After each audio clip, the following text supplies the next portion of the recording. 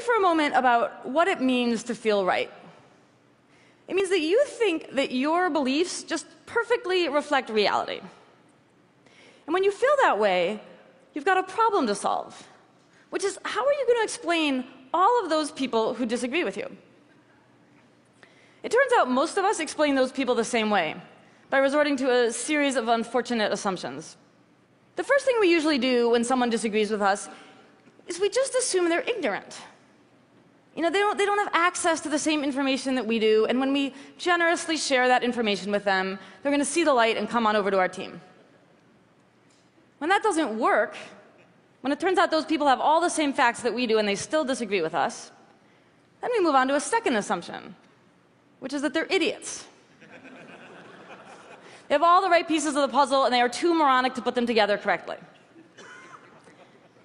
And when that doesn't work, when it turns out that people who disagree with us have all the same facts we do and are actually pretty smart, then we move on to a third assumption. They know the truth, and they are deliberately distorting it for their own malevolent purposes. So this is a catastrophe. This attachment to our own rightness keeps us from preventing mistakes when we absolutely need to, and causes us to treat each other terribly. But you know, to me, what's most baffling and most tragic about this is that it misses the whole point of being human.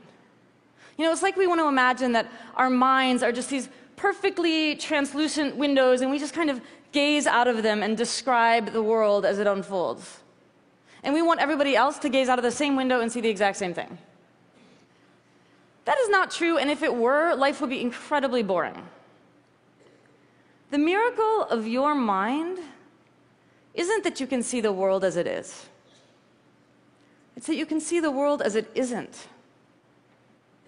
We can remember the past, and we can think about the future, and we can imagine what it's like to be some other person in some other place.